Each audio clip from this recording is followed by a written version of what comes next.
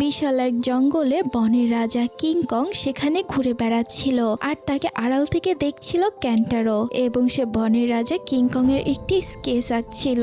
হঠাৎ কিংকং ক্যান্টারোকে দেখে ফেলে। ক্যান্টারো তার সঙ্গে কথা বলতে চাইলেও মানুষের দ্বীপে এসে কিংকং তখন প্রচন্ড ক্ষিপ্ত ছিল। সে জোরে গর্জন করে উঠতেই ক্যান্টারো ভয়ে সেখান থেকে পালিয়ে যায়। জঙ্গলের অন্য পাশে অ্যাপেক্সের তৈরি সীমান্ত পেরিয়ে বাইরে আসতেই তার সঙ্গে হিরোশির দেখা হয়। প্রথমে হিরোশি রেগে গেলেও ক্যান্টারো জানায় সে ভেতরে গিয়ে কিংকং সহ বিভিন্ন প্রাণীর স্কেচ আঁকছিল।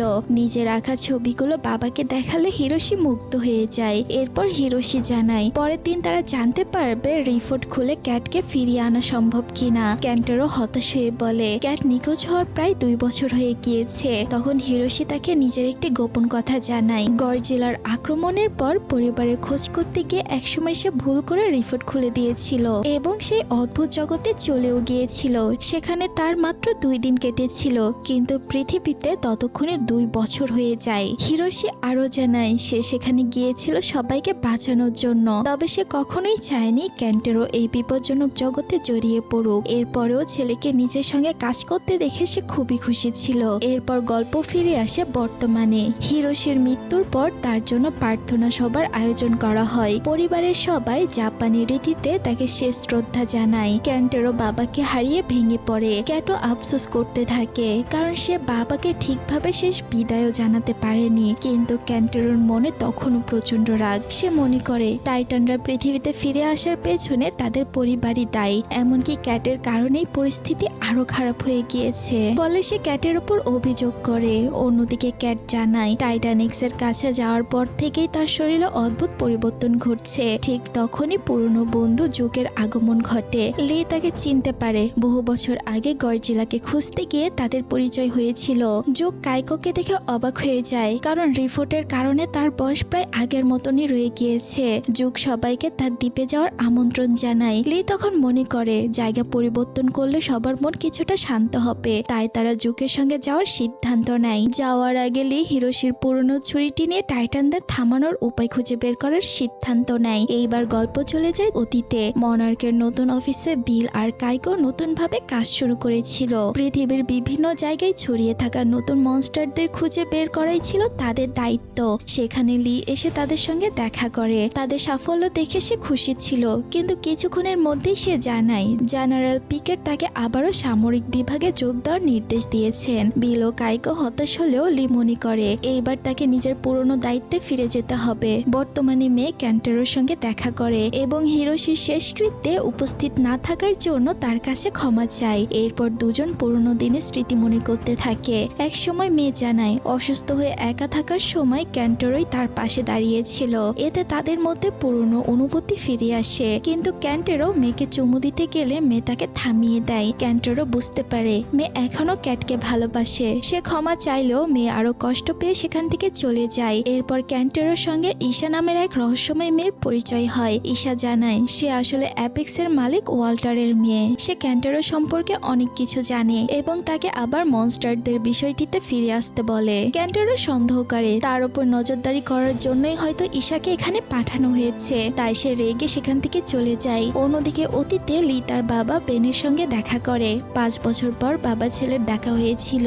বেন তাকে বোঝায় মনার্কে থেকে তার ক্যারিয়ার এগোবে না, বরং সামরিক বাহিনীতে গিয়ে ভালো রেকর্ড তৈরি করলে ভবিষ্যৎ উজ্জ্বল হবে। লি দানবদের নিয়ে কাজ করাকে নিজের জীবনের গুরুত্বপূর্ণ দায়িত্ব মনে করলেও বাবার চাপের কারণে শেষ পর্যন্ত সামরিক বাহিনীতে থাকার সিদ্ধান্ত নেয়। এদিকে বর্তমানে জুকের বাড়িতে লি, কাইকো এবং ক্যাট জানতে পারে হিরোশি একসময় জুকের তৈরি টাইটান ফোন ব্যবহার করে গবেষণা করেছিল। জুক তখন জানায় সে টাইটান ফোনটিকে আরো উন্নত করতে হবে। এই যন্ত্রের সাহায্যে নির্দিষ্ট জায়গায় রিপোর্টের দরজা খোলা সম্ভব। কোনো টাইটানের অবস্থান জানা থাকলে সে রিপোর্ট ব্যবহার করে তাকে অন্য জগৎ থেকে পৃথিবীতে আনা সম্ভব। লি তখন বুঝতে পারে এই প্রযুক্তি ব্যবহার করে গডজিলাকেও পৃথিবীতে ফিরিয়ে আনা যাবে। কাইকো সঙ্গে সঙ্গে বুঝে যায় লির আসল পরিকল্পনা কি। সে বুঝতে পারে লি গডজিলাকে পৃথিবীতে এনে টাইটানিক্স এর সঙ্গে লড়াই করাতে চাচ্ছে। কাইকো এই পরিকল্পনার তীব্র বিরোধিতা করে এবং সতর্ক করে দেয় টাইটানদের নিয়ে এমন খেলা ভয়ঙ্কর বিপদ ডেকে আনতে পারে। কিন্তু লি মনে করে পৃথিবীকে ভয়ঙ্কর দানবদের হাত থেকে বাঁচাতে হলে যে কোনো ঝুঁকি নিতে হবে।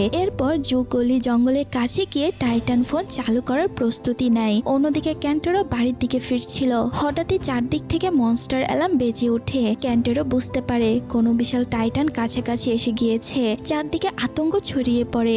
আকাশে বিশাল ছায়া দেখা যায়। মানুষজন দৌড়াতে থাকে আর কিছুক্ষণের মধ্যে শহরের ওপর দেখা দেয় সে ভয়ঙ্কর দানব গডজিলা। গডজিলার গর্জনে চারদিকে কেঁপে ওঠে। সামরিক বাহিনী তাকে লক্ষ্য করে আক্রমণ শুরু করলে গডজিলা আরো ক্ষিপ্ত হয়ে ওঠে। চারপাশে ধ্বংসযজ্ঞ শুরু হয়ে যায়। ক্যান্টারও তার মায়ের সঙ্গে নিরাপদ জায়গায় যাওয়ার চেষ্টা করে। ঠিক তখন ক্যাটও সেখানে পৌঁছিয়ে যায়। সবাই তখন আতঙ্কের সঙ্গে দেখতে থাকে। গডজিলা এবং টাইটান এক্স মুখোমুখি হওয়ার পথেই দুই বিশাল টাইটানের সংঘর্ষণের সম্ভাবনায় পুরো শহর যেন ধ্বংসের মুখে দাঁড়িয়ে যায়। হঠাৎ করে ক্যান্টারও ঘুম থেকে চমকে ওঠে।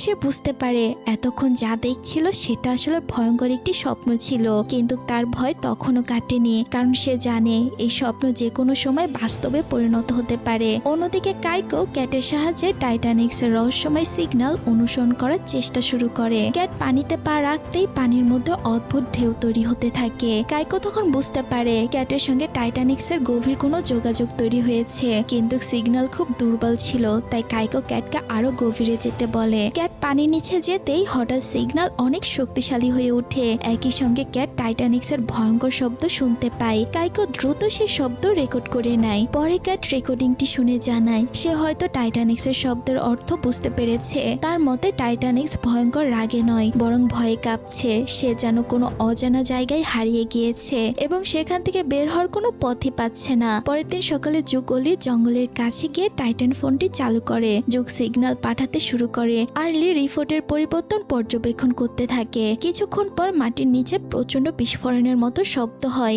এরপর রিপোর্ট খুলে যায়। অদ্ভুত আলো আর শক্তিশালী তরঙ্গ চারদিকে ছড়িয়ে পড়ে, কিন্তু জুক বুঝতে পারে না এই সিগন্যাল গডজিলার মতো নয়। রিপোর্ট বেশি সময় খোলা থাকায় তার শক্তিশালী টান লিকে ভেতরের দিকে টানতে শুরু করে। পরিস্থিতি বুঝতে পেরে জুক দ্রুত যন্ত্রটি বন্ধ করে দেয়। ধীরে ধীরে রিপোর্ট বন্ধ হয়ে যায়। দুজনেই বুঝতে পারে তারা সত্যি রিপোর্টের দরজা খুলতে সক্ষম হয়েছে, কিন্তু ঠিক তখনই জুক কিছুটা অস্বাভাবিক সিগন্যাল লক্ষ্য করে।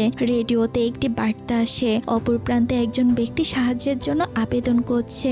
সে নিজের পরিচয় জানায় আর তার পুরো নাম ছিল লিল্যান্ড। তার পুরো দল মারা গিয়েছে এবং এখন তাদের সাহায্য প্রয়োজন। নিজের কণ্ঠ শুনতে পেয়ে অনেক অবাক হয়ে যায়। 1962 সালে লি এক্সেস মন্ডের ভেতরে আটকা ছিল। মিশনে যাওয়ার আগে সে হিরোশির সঙ্গে দেখা করেছিল এবং এরপর বিলের সঙ্গে নিচে নেমে যায়, কিন্তু সেখানে পৌঁছানোর পরেই তার দলের অনেক সদস্য মারা যায়। এই ঘটনা লিকে ভেতর থেকে ভেঙে দেয়। মিশনের 6 দিন পেরিয়ে গেলেও লি তার রেডিওতে বারবার বাইরের মানুষের সঙ্গে যোগাযোগ করার চেষ্টা করছিল। সে আশা করেছিল হয়তো কেউ তার কথাই শুনতে পারবে। এইদিকে 15তম দিনে তার খাবারও প্রায় শেষ হয়ে যায়। তার বন্ধু অস্কারও মারা গিয়েছিল, তাই জন্য তার বন্ধুকে সে কবর দিয়ে দেয়। তখন লি একদমই একা হয়ে গিয়েছিল এবং তার বেঁচে থাকার কোনো আশাই ছিল না। সে ধীরে ধীরে শেষ হয়ে যাচ্ছিল। এমন সময় সে একটি গর্ত দেখতে পায়। তার ভেতরে নিজের মৃতদেহ দেখে সে ভয় পেয়ে যায়, কিন্তু পরে সে বুঝতে পারে সেটি আসলে তার ইলিউশন ছিল। হঠাৎ তার রেডিওতে অন্য দুজন মানুষের কথা শোনা যায়। লি তাদের সঙ্গে যোগাযোগ করে জানায় যে তার নাম লি এবং তার পুরো ক্রু মারা গিয়েছে। ঠিক তখনই বর্তমান সময়ে লি নিজের কণ্ঠ শুনতে পেয়ে অনেক অবাক হয়ে যায়। জুক বুঝতে পারে তারা আসলে 1962 সালে লির রেডিও সিগন্যাল ধরেছে, কারণ এক্সেস মন্ডের ভেতরে সময় স্বাভাবিকভাবে চলে। বর্তমানে লি নিজের অতীতের লির সঙ্গে কথা বলতে শুরু করে। সে তাকে আশ্বস্ত করে যে তারা তাকে বের করে আনার চেষ্টা করছে।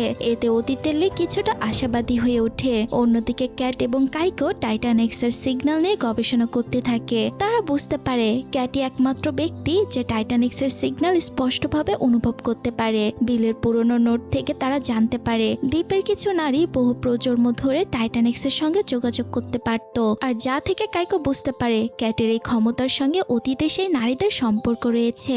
এদিকে ক্যান্টারও তার ঘরে তার জিনিসপত্র গুছিয়েছিল, কারণ সে থাইল্যান্ডে যাওয়ার পরিকল্পনা করছে। সে মেয়েকে জানায় সে আর মনার্ক বা তার পরিবারের দায়িত্ব নিজের কাঁধে নিতে চায় না। সে নিজের মতো করে জীবন কাটাতে চায়। অন্যদিকে জুকলি আবারও এক্সেস মন্ডির সঙ্গে যোগাযোগ করতে সক্ষম হয়। তখন তারা অতীতের লিকে টাইটানিক্সের কাছে একটি ট্র্যাকার লাগানোর পরিকল্পনা জানায়। 1962 সালে লি তখন এক্সেস মন্ডির ভেতরে এগিয়ে যেতে থাকে। সেখানে সে একটি বিশাল আয়রন ড্রাগনকে দেখতে পায়। সেই ভয়ঙ্কর পরিবেশের মধ্যেও তাকে টাইটানিক্সের অবস্থান খুঁজে বের করতে হয়। অন্যদিকে ক্যান্টারও থাইল্যান্ডে পৌঁছে ঈশার সঙ্গে দেখা করে। ঈশা তাকে তার বাবার দেওয়া বাড়ি দেখায় এবং জানায় তার বাবা ওয়াল্টার টাইটানদের থামানোর জন্য অনেক বছর ধরে গবেষণা করছিলেন। পরে এসে ক্যান্টারোকে বোঝাতে চায় যে এক্সেস মন্ডি ও টাইটানদের সম্পর্কে তাদের জ্ঞান কাজে লাগিয়ে তারা গডজিলাকে থামানোর উপায় খুঁজে বের করবে। এইদিকে 1962 সালে লি ট্র্যাকার তৈরি করে টাইটান এক্সের দিকে এগিয়ে যেতে থাকে। বর্তমানে লি তাকে গাইড করছিল, কিন্তু এক সময় লি বুঝতে পারে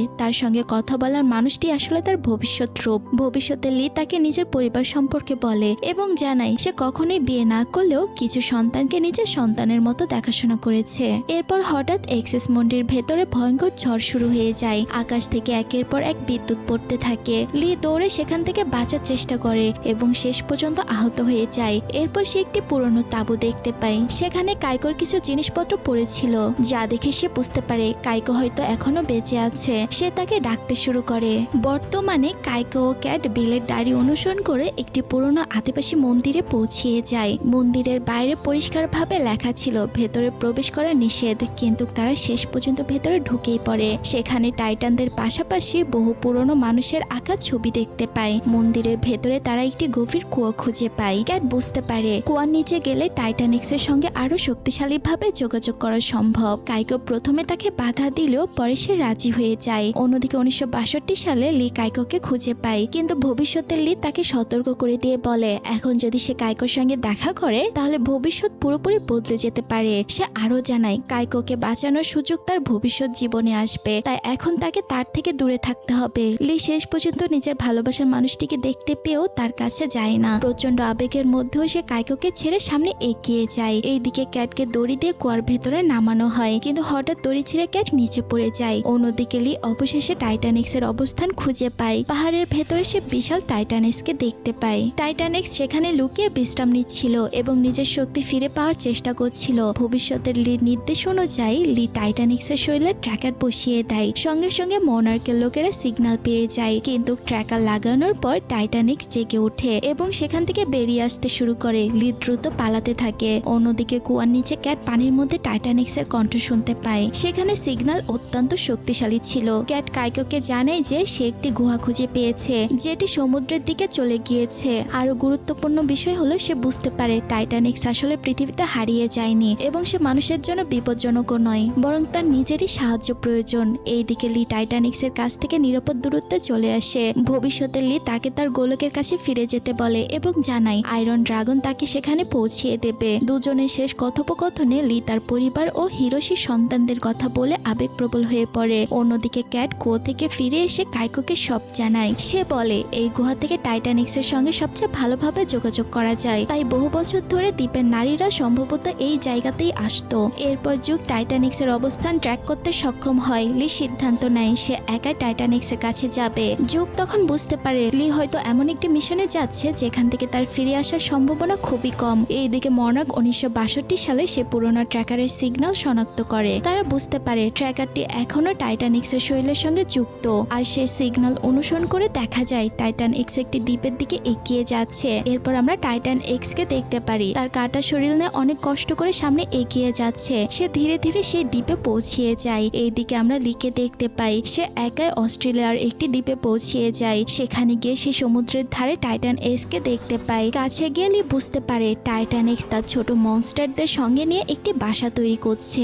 এইদিকে ব্যারিস টাইটান এক্স কে থামানোর জন্য আরো সময় চাইলেও চ্যাট জানায় টাইটান এক্স ইতিমধ্যে বেশ কয়েকটি জাহাজে হামলা চালিয়েছে, তাই তাকে সরিয়ে নেওয়া ছাড়া আমাদের আর কোনো উপায় নেই। এরই মধ্যে মনার্কের জাহাজে ক্যাট এবং কাইকো এসে পৌঁছিয়ে যায়। তারা জানায় ক্যাট টাইটানিক্সের সঙ্গে যোগাযোগ করতে পারে, কিন্তু কাইকো ব্যারিসকে আরো বড় একটি বিপদের কথা জানায়। লি একাই টাইটানিক্সকে মারার জন্য সেখানে পৌঁছিয়ে গিয়েছে এবং তার পরিকল্পনা হলো গডজিলাকে ডেকে এনে টাইটানিক্সের সঙ্গে লড়াই করানো। ব্যারিস জানতে চাই লি কি সত্যি গডজিলাকে সেখানে আনতে পারবে। কাইকো জানায় লির কাছে এমন কিছু ডিভাইস রয়েছে যার সাহায্যে গডজিলাকে ডেকে আনা সম্ভব। এইদিকে সবাই বুঝতে পারে টাইটানিক্স একটি নির্দিষ্ট জায়গা থেকে নড়ছে না। তারা তখন ভাবে হয়তো সেখানে একটি বিশেষ কারণ রয়েছে, কিন্তু এরই মধ্যে ব্যারিস জানায় আশেপাশের মানুষ এবং জাহাজগুলোকে বাঁচানোর জন্য সরকার 3 ঘন্টার মধ্যে ওই এলাকায় নিউক্লিয়ার হামলা চালানোর সিদ্ধান্ত নিয়েছে। কাইকো তখন বিলের গবেষণার কথা মনে করিয়ে দেয়। তার গবেষণা অনুযায়ী টাইটানিক্স কোনো নির্দিষ্ট জায়গায় স্থায়ীভাবে থাকে না, তাই তাকে যে কোনো ভাবেই হোক সেখান থেকে সরিয়ে দিতে হবে।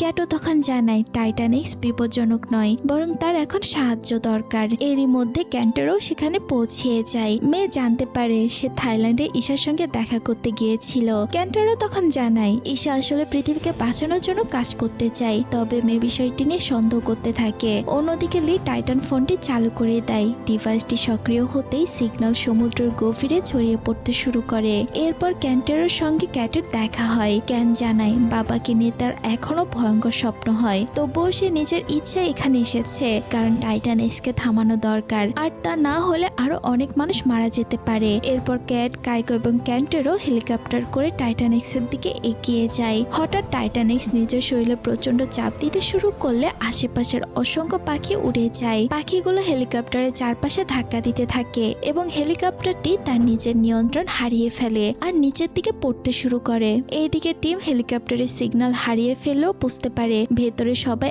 এখনো বেঁচে আছে। অন্যদিকে সাউথ প্যাসিফিকের গভীরে একটি প্রাচীন গডজিলা মন্দিরে ঘুমিয়েছিল গডজিলা, কিন্তু বিপদের সিগন্যাল পেতে বিশাল গডজিলা ঘুম থেকে জেগে ওঠে। দুর্ঘটনার পর লি কাইকো এবং তার পরিবারের কাছে পৌঁছায়। সে তাদেরকে সতর্ক করে বলে তাদের এখানে আসা উচিত হয়নি। ক্যাটো পাল্টা জানায় সে মনে করে সত্যি বলতে লিওরও এখানে আসা উচিত ছিল না। এইদিকে মেয়ে ব্লেন্ডার সঙ্গে দেখা করে। ব্লেন্ডার জানায় মিশনের ভুলের দায় তারই ছিল, সে এখন মনারকে সাহায্য করতে এসেছে। মেয়ে তখন জানতে চায় ওয়াল্টারের মেয়ে ঈশা কেন ক্যান্টরের পেছনে পড়েছে, কিন্তু ব্লেন্ডাও তার সঠিক উত্তর দিতে পারে না। অন্যদিকে ক্যাট এবং ক্যান্টরও টাইটানিক্সের কাছে পৌঁছিয়ে যায়। লি তাদের দ্রুত সেখান থেকে চলে যেতে বলে, কারণ গডজিলা যে কোনো সময় সেখানে পৌঁছে যেতে পারে। কিন্তু কাইকো ও ক্যাট টাইটানিক্সকে বাঁচানোর সিদ্ধান্ত নেয়। ক্যান্টরও তাদের পাশে দাঁড়ায়। ক্যাট তখন ধীরে ধীরে টাইটানিক্সের কাছে এগিয়ে গেলে প্রথমে সে প্রচন্ড রেগে যায়, কিন্তু কিছুক্ষণ পরেই টাইটানিক্স ক্যাটকে চিনতে পারে এবং সে শান্ত হয়ে যায়। ঠিক তখনই সমুদ্রের পানিতে অদ্ভুত নড়াচড়া শুরু হয়ে যায়। সবাই বুঝতে পারে গডজিলা সেখানে এসে পৌঁছাতে চলেছে।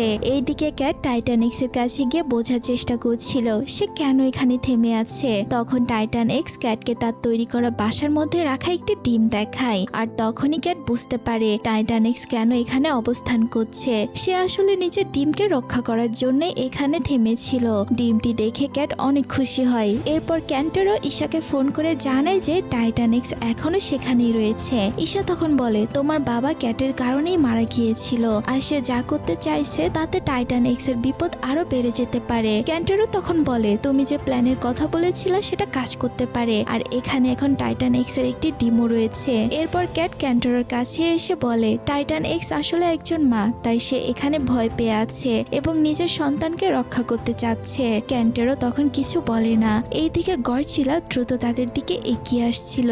বিষয়টি টিম এবং ব্যারিসও জানতে পারে। এখন টাইটান এক্স এর সঙ্গে গডজিলার লড়াই হতে চলেছে। ঠিক তখনই অ্যাপেক্স এর গাড়িগুলো সেখানে এসে পৌঁছে যায়। টাইটান এক্স বিপদ বুঝতে পারে এবং গডজিলার দিকে এগিয়ে যায়। এইদিকে তার ডিম কোনো নিরাপত্তা ছাড়াই সেখানে পড়ে থাকে। এরপর গডজিলা পানি থেকে বেরিয়ে আসে। সে প্রচন্ড রেগেছিল। টাইটান এক্স তার দিকে এগিয়ে যায়। এইদিকে লি গাড়ি নিয়ে তাদের দিকে এগিয়ে যাচ্ছিল। একই সময় জেসন ডিমটিকে নিয়ে আসার জন্য তার সদস্যদেরকে সেখানে পাঠিয়ে দেয়। এরপর ক্যান্টারো এসে জেসনের সঙ্গে দেখা করে। ক্যাট তখন ক্যান্টারোকে জিজ্ঞেস করে এইসব তুমি কি করছো, এবং সে ক্যান্টারোর ওপর প্রচন্ড রেগে যায়। ক্যান্টারো তখন বলে হ্যাঁ এটা করা জরুরি ছিল। ঠিক তখনই গডজিলা টাইটান এক্স এর উপর প্রচন্ড জোরে লেজারের আঘাত করে, কিন্তু টাইটান এক্স এর উপর সেই আঘাতের তেমন কোনো প্রভাবই পড়ে না। এরপর দুজনের মধ্যেই ভয়ঙ্কর লড়াই শুরু হয়ে যায়। তারা একে অপরকে থামানোর জন্য সর্বশক্তি দিয়ে চেষ্টা করে। এদিকে জেসনের সদস্যরা টাইটান এক্স এর ডিমটি বেঁধে ফেলে। এরপর একটি হেলিকপ্টারে ডিমটি নিয়ে দুই টাইটানের পাশ দিয়ে উড়ে যেতে শুরু করে। টাইটান এক্স তখন নিজের ডিমকে বাঁচানোর জন্য মরিয়া হয়ে ওঠে, কিন্তু গডজিলা তাকে আক্রমণ করে আটকে রাখে যাতে সে হেলিকপ্টারে পিছু নিতে না পারে। এরপর গডজিলা তার অ্যাটমিক নিঃশ্বাস ছুড়ে দেয়। টাইটান এক্স কোনোভাবে সে আক্রমণ থেকে বেঁচে গেলেও সেখানে জেসনই সে অ্যাটমিক নিঃশ্বাসের আঘাতের মধ্যে পড়ে যায়। অন্যদিকে টাইটান এক্স তার ডিমটি ফিরে পাওয়ার জন্য হেলিকপ্টারের পেছনে ছুটতে থাকে এবং গডজিলাও তার পেছনে ধাওয়া করে। টাইটান এক্স দ্রুত স্কাল আইল্যান্ডের দিকে এগিয়ে যাচ্ছিল, আর তার পেছনে সমুদ্রের ভেতর দিয়ে এগিয়ে আসছে গডজিলা। মনার্কের জাহাজ দূর থেকে দুজনের উপর নজর রাখছিল। সবাই তখন বুঝতে পারে টাইটান এক্স এর ডিম নিয়ে একটি প্লেন স্কাল আইল্যান্ডের দিকে চলে গিয়েছে, তাই নিজের ডিম ফিরে পাওয়ার জন্য টাইটান এক্স সেই দিকেও এগিয়ে যাচ্ছে। কিছুক্ষণ পর টাইটান টাইটান এক্স একটি পাহাড়ের কাছে যে থেমে যায়। গডজিলা তখন পানির ভেতর থেকে তার দিকে তাকিয়েছিল। সবাই ভেবেছিল হয়তো দুই বিশাল টাইটানের মধ্যে ভয়ঙ্কর লড়াই শুরু হবে, কিন্তু আশ্চর্যজনকভাবে গডজিলা টাইটান এক্স এর উপর কোনো আক্রমণই করে না, বরং কিছুক্ষণ তাকে পর্যবেক্ষণ করে এবং আবারও সমুদ্রের গভীরে চলে যায়। মনার্কের দল তখন বুঝতে পারে গডজিলা সম্ভবত টাইটান এক্সকে পৃথিবীর কোনো বড় হুমকি হিসেবে দেখছে না। এতে লির গডজিলা এবং টাইটান এক্স এর মধ্যে লড়াই লাগিয়ে দেওয়ার যে পরিকল্পনা ছিল সেটা পুরোটাই ভেস্তে যায়। এরপর মনার্কের দল স্ক্যাল আইল্যান্ডের দিকে রওনা হয়। তাদের উদ্দেশ্য হলো টাইটান এক্সকে খুঁজে বের করা এবং সম্ভব হলে একটি ন্যাচারাল রিপোর্টের মাধ্যমে তাকে আবারও এক্সেস মুন্ডিতে পাঠিয়ে দেওয়া, কারণ তারা জানে টাইটান এক্সকে পৃথিবীতে রেখে দিলে ভবিষ্যতে আরো বিপদ হতে পারে।